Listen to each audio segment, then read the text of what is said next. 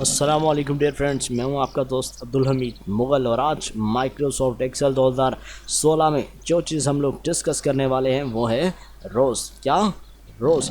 जनाब सबसे पहले तो मैं आपको बताता चलूं कि रोज़ है कहाँ।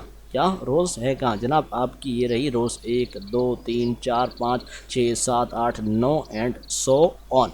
अगर मैं टोटल करना चाहूँ तमाम की तमाम रोज़ को तो शायद मुझे सारा दिन सारी रात सारा महीना लग जाएगा, तब भी मेरे से नहीं काउंट होंगी। तो इसके लिए हम लोग क्या करते हैं, शॉर्टकट की का सहारा लेते हैं। क्या करते हैं, टोटल रॉस को चेक करने के लिए शॉर्टकट की का सहारा लेते हैं। वो कौन सी शॉर्टकट की है जनाब? ये देखिए, आपने क्या करना है, कंट्रोल और उसके बाद यहाँ डाउन एरो पर क्लिक कर देते हैं।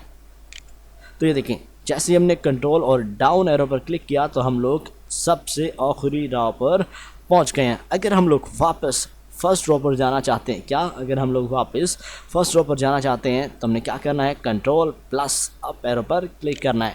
तो ये देखें, हम लोग क्या हुआ, फर्स्ट रो पर आ गए हैं। तो उम्मीद करता हूँ कि आपको मेरा ये वीडियो पसंद आएगा। अगर पसंद आया तो एक बार like, subscribe plus bell icon पर ज़रूर क्लिक कीजिए।